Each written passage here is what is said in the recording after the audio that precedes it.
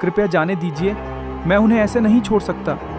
वो मुझे पुकार रहे हैं महाराज। याद रखना, अगर तू बाहर गया तो तेरा नाम भी उनमें शामिल हो जाएगा। साधु ने झटके से रणधीर को वापस अंदर खींच लिया और जमीन पर बिठा दिया। फिर वे सीधे हनुमान जी की मूर्ति के सामने जाकर पद्मासन में बैठ गए और ऊंचे स्वर में मंत्र जपने लगे। पंडित, तुम कितना भी मंत्र जाप कर लो, मुझे नहीं रोक पाओगे।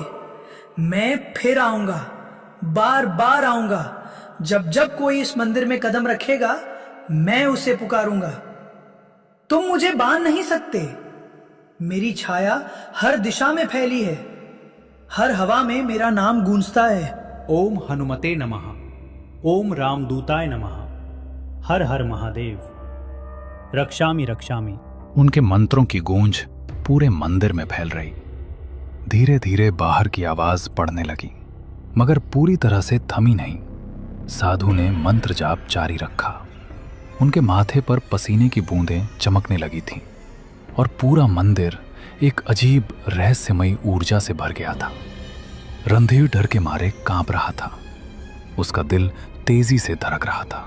अब डर मत बेटा, वो शक्ति अब लौट गई है। इस मंदिर की रक्षा स्वयं बजरंगबली करते हैं। तुम अब निश्चिंत होकर सो जाओ, मैं यहीं बैठा रहूंगा। कुछ देर बाद बाहर की सारी आवाजें एकदम थम गईं। अब बस बारिश की लगातार गिरती बूंदों की आवाज रह गई थी। रणधीर कांपते हुए वापस अपनी चटाई पर लेट गया, मगर उसकी आंखों में नींद कहाँ थी। वो पूरी रात जागता रहा। हर आहट पर उसका दिल सहम उठता था। जब सुबह की पहली किरण मंदिर के अंदर पहुंची तो रणधीर धीरे धीरे उठा और बाहर निकल आया।